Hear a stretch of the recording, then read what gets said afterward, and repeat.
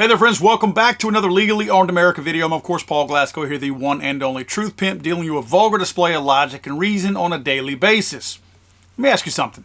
What if I told you that one day you would wake up only to find that your government could vaccinate you without even asking through the air that you breathe? Sounds like a science fiction movie, doesn't it? Let me tell you about Canada's Aerovax inhaled COVID-19 vaccine. Researchers here at McMaster University are developing what they call the next generation of the COVID-19 vaccine, and this one will be needle-free.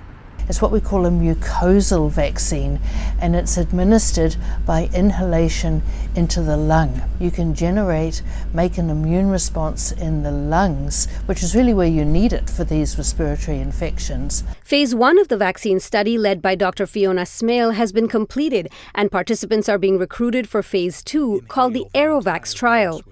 The new vaccine is viral vector-based using the adenovirus. This means genes from the COVID virus are spliced into the adenovirus, which is then used as a delivery system. There's no live COVID that's in this vaccine. The vaccine that we've manufactured has got three antigens, three parts of the COVID virus. We anticipate that that's going to give a more robust and broader immune response. That broader response includes T cells that destroy harmful pathogens, B cells that make antibodies, as well as an innate immune response. What happens with the innate immune system is it's not as specifically focused on just one virus or just one bacteria. That has a number of advantages. It may mean that you're protected against another virus that happens to come along. Right. It also makes it probably better at managing some of the variants. The vaccine is administered using a specialized inhaler.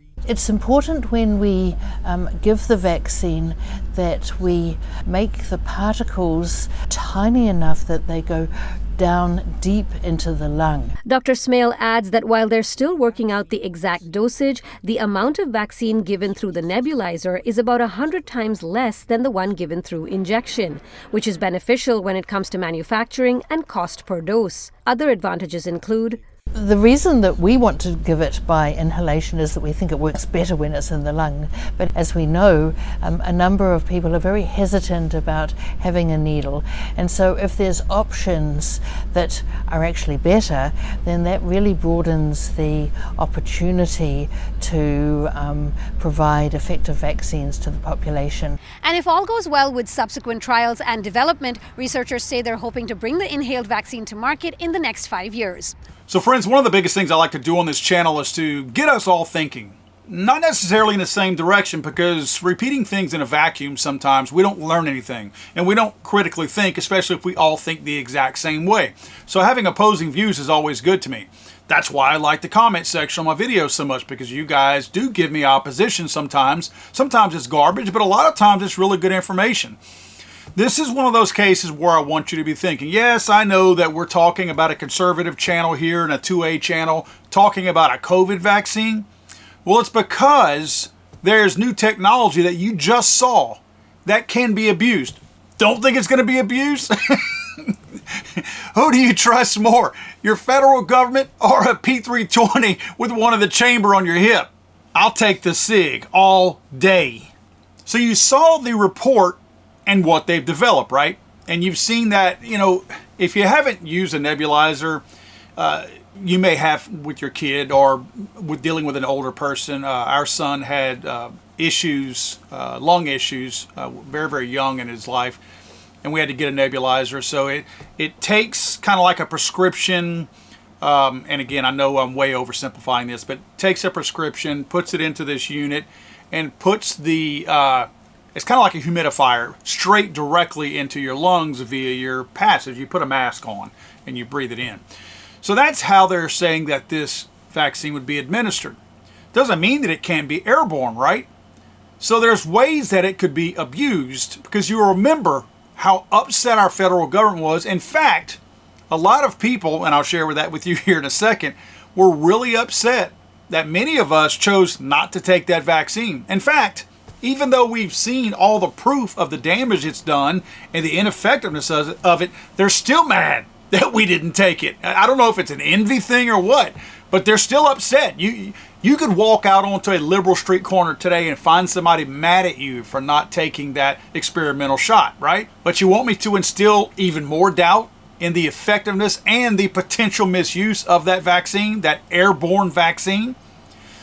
Guess who has put a lot of money behind it and is pretty much bankrolling the entire thing? Our good friend Bill Gates. Bill and Melinda Gates Foundation has poured $21 million into McMaster for this project, part of their massive push for, quote, innovative vaccine technologies, unquote. Gates has been very vocal about mRNA's potential for everything from COVID to other diseases, even saying in interviews, quote, for every disease that we don't have vaccines, we will try mRNA. Guys, remember, this is a software developer telling you that you need to take these vaccines, right? Still trust him? Let me ask you this question. If Gates is bankrolling inhaled vaccines, which again, I showed you, it's here, who's to say they won't go airborne in a crisis? Remember, they made people do a lot of stupid things, and they did a lot of unethical, evil things under the guise of what? A pandemic. So all they have to do is declare another national worldwide emergency, and suddenly, oh yeah, we can get rid of all the rules that regulate and permit us or don't permit us to do certain things, and suddenly do it under the we're making you safer theme of old. Now here's where it gets a little juicy and equally terrifying. Legally, no, you cannot force a vaccine like this onto anyone without informed consent. It's assault under Canadian and U.S. law. Now I'm saying Canadian because this is a Canadian company that's developing this right now with his money, Bill Gates' money. But in a declared pandemic, mandates could ramp up like we saw with COVID. Fines, job losses, restricted access for refusers. So is this type of airborne vaccine physically possible for mass administration in, say, like a closed room or a closed environment? Theoretically, yes. If everyone has individual nebulizers synced up, but it's wildly impractical because dosing matters. Now, I say dosing matters. Did dosing matter during COVID? In other words, whenever they gave you a vaccine, I didn't get one, so I don't know the process, but I saw plenty of pictures. In fact, I saw the fake bent needle going into Kamala's arm where she didn't get the vaccine. But did you see them measure out doses? I heard people say that the vaccine doses were just a vial that they stuck in your arm. So a 100-pound person and a 300-pound person both got the same vaccine. That sounds kind of heavy at 300 pounds, and it sounds kind of light at 100. Maybe the vaccine doses was for a person about 150 pounds. So neither doses were right for the two people. One was underdosed, one was overdosed. Now, as far as an uncontrolled release, for now, I don't think this could happen. The vaccine degrades in the air, but as you saw in the report, they did state that because of the type of vaccine that it was, it needed a lot less vaccine than what they stuck in your arm. So they could ramp up the amount of usage instead, in other words, use the same dosage amounts and higher concentration and put it in the air. I'm not saying they're going to. I'm just telling you, they've invented an airborne vaccine, right? A vaccine that they can administer through the lungs, through a person breathing it in. I did want to point out something that I found while I was researching this, comparing to other aerosol type vaccines. Historical aerosol vaccines, for example, measles and influenza, were tested in controlled settings but required individual administration or small groups with consent. Even these were not scaled to large non-consensual groups in enclosed spaces due to these same practical issues. Guys, I'm not saying that they're going to do this. What I am telling you is, what was wrong with their vaccine before? If it was so absolutely wonderful, people still, who got 18 to 20 different boosters, still claim how awesome their vaccine was, and they do it all over again. But if the vaccine was so good, why develop one that you can administer through the air, right? I mean, doesn't that require more, I guess, equipment? Like if you're using a nebulizer to do this, now you have to sterilize a nebulizer for the next person. You're not going to throw it away, right? It's too expensive. It's a big unit, or it's a complicated unit.